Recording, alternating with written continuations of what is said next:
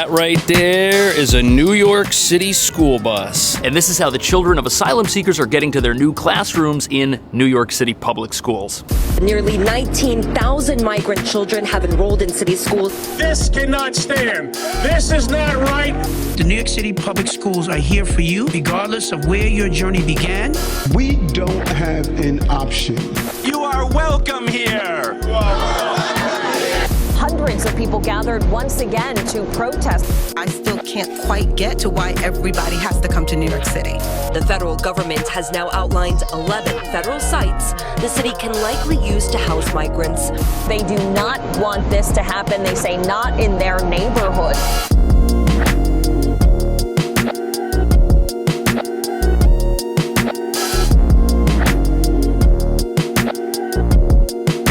Nearly 100,000 asylum seekers have come through New York City. The city's having trouble managing its new residents. Nearly 19,000 migrant children have enrolled in city schools since last year, according to city officials. And just in the last week, more than 2,900 migrants arrived here in the city. Okay, 3,000 people in 1 week. That's insane. There's no way New York City can sustain that. And those kids are gonna have to go to school. They can't just sit around and do nothing. And we're talking 19,000 students. Language barriers, cultural barriers. It's gonna be hard for these folks to get into school and learn. But luckily it's New York, somewhat of a melting pot, so to speak. And New York City already has a lot of different cultures, countries, nationalities. It's a diverse place for sure. You could probably make the case that students are gonna be better off here than they might be in a part of the country that might have less diversity. I don't know if that's a real argument. I'm not an educator, but how exactly is this going to work? How is the city gonna do something it's never done before? The city says it is working on a mitigation strategy so that schools in one certain area are not overwhelmed. The immediate problem here is the limited resources the New York City public school has. And it might not be feasible to disperse all of the students evenly across all of the available schools and classrooms. There have been some schools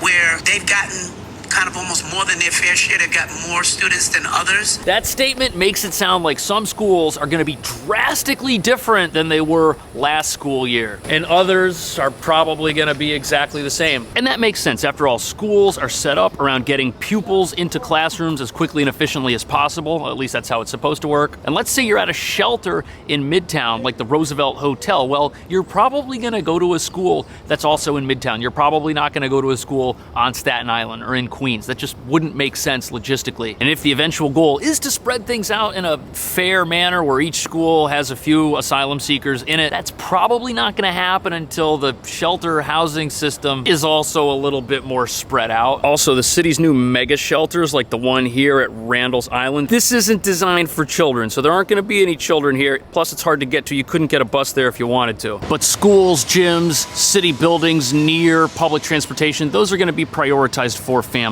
And the resources New York City has to help these new students are quite limited. 34,000 English as new language teachers, 1,700 teachers who are fluent in Spanish. That number could be higher, but that's the official number. But these are the teachers and resources that the school already has. This is prior to this mass enrollment that's recently happened. These teachers, their presence in the school system, how quickly they were hired. That is and was all based on past needs, not necessarily current needs. And according to Wikipedia, New York City has 1.1 million enrollees. 1,800 schools, and it costs $38 billion a year to operate. That's the whole public school system. Now, 19,000 new students, that's only 1.7% of the total population of students. There have been a lot of delays in enrolling students. We've met families just recently that have been waiting 2 to 3 weeks to hear back about a placement and are very worried that by next week they're not going to have a placement for their children. It seems like there could be a large number of unaccounted for students that are going to show up at the last minute. That could put even more strain on an already unprepared and overburdened system. Reports from the U.S. Department of Education show that enrollment in teacher education programs has declined by about 50% since 2009. And the big fear is that if you've got children in a New York City public school and the city's ability to educate them goes down and stays that way for a significant period of time, the education that you thought your children were going to receive, that might change.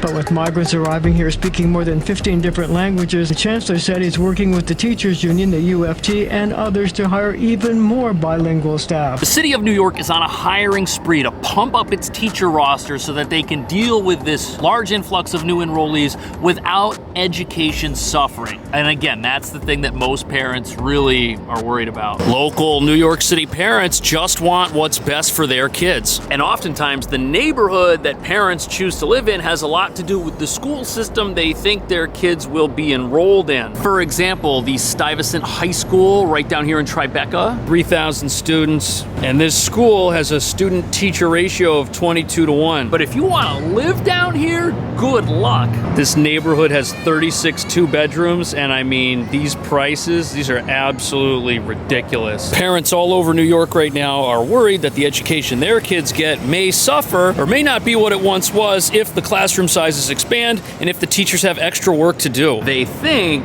their kids' education's gonna go down. But from the perspective of asylum seekers, their education may be better here in America at a school. Now again, it's very early in the school year. Time will tell what happens, and the school says that they're ready. We are very confident schools will be ready by September 7th, and any school that has any issues, we have our superintendents and our Central Project Open Arms team ready to support them. According to the city, none of this is actually gonna be an issue anybody needs to be concerned about. And it seems like the children of asylum seekers are gonna have an easier time getting integrated into America than their parents, unfortunately.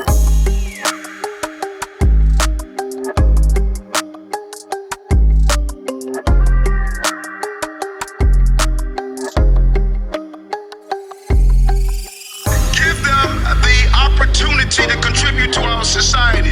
Fired up for federal help with asylum seekers, Mayor Eric Adams. So the mayor has two big problems right now. First, he's got a whole bunch of people that need somewhere to live. And the second problem is none of them are able to provide for themselves because they can't get a job legally. According to this New York Times article, the federal government cannot expedite work permits because of a law passed in 1996. Under federal law, migrants have to wait about 6 months after they file their asylum application before they can apply for permission to work in the United States legally. So during that 6-month period, they are completely reliant on external funding to maintain their existence. Now, if you're healthy and you can't work, that has to be insanely frustrating, especially when it's gonna take 6 months. I mean, that's not a fast thing. A lot of waiting, a lot of sitting around. The White House says the administration is sending staffers to the city and pushing out notifications to help identify thousands of people who are eligible for work authorization but have not applied. So it seems like the federal government is aware of this. But basically all they can do is find the people who haven't applied yet and tell them to apply so that things can get rolling with the paperwork. Now, I'm not saying this is or isn't the right thing for America or for New York, but if all 50,000 asylum seekers who are in the city's care apply right now, by March, this will all be resolved. They'll all have work permits. And one of the other options the federal government has to go around Congress is something called temporary protected status. Basically, people from certain parts of the world that are disaster struck or are humanitarian crises in nature can get protected status in the United States and begin working much sooner. But we're only talking about a 6-month wait, which means New York City just has to survive another 6 months. And if you look at how things are playing out between the mayor, the governor, and the federal government, you might have your doubts about whether or not New York can make it another 6 months. Now, going back to the mayor's effort, he says his big mission is to keep up with providing shelter for the overwhelming number of people beyond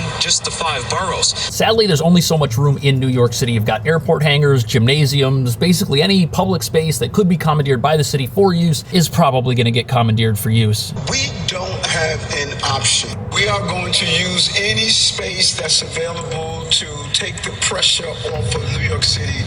Okay, from the mayor's perspective, this is lose-lose. Because of New York's right to shelter laws, he has to take care of people that need a place to stay. But when he does that, there's really a lot of pushback from local residents. Mayor's office says 22 asylum seekers are staying at St. John Villa, but it can hold up to 300. That's only 22 now. So it's going to know next month how many are going to be here. I'm hoping that they put them elsewhere. There's plenty of other places, not in the middle of a residential area. The people in that protest are doing so because a government facility was located in their neighborhood. It's the only place left, and it's wrong to have people sleep on the streets. The shelter opened Friday. Lawmakers and residents sued, and a judge issued a temporary restraining order blocking the city from using the site. And this stuff is going to court. Like, nobody's playing around here. People have very strong opinions on this. But a few hours later Friday, the city won an emergency appeal. And this all comes down to New York City's right to shelter rules, which say that the city has to provide temporary housing to anybody who asks for it.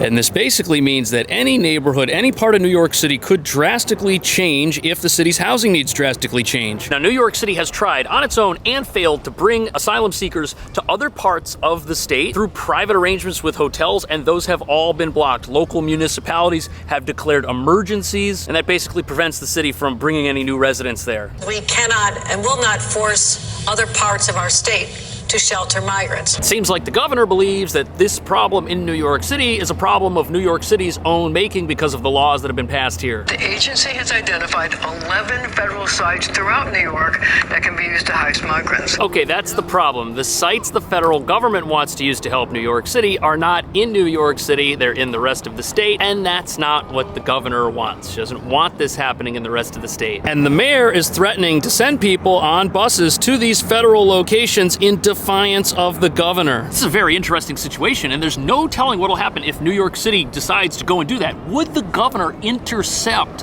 a busload of folks that are on their way to a federal site and turn it around? That would be wild. In the meantime, a former military base in New York City, Floyd Bennett Field, is going to be repurposed as a temporary housing facility, but it'll accommodate about 2,500 asylum seekers. Is this a mess of New York City's own making? Is New York City doing the right thing, the wrong thing? Who's at fault? Leave a comment, let me know if I missed anything. I'll see you in the next one. Thanks for watching.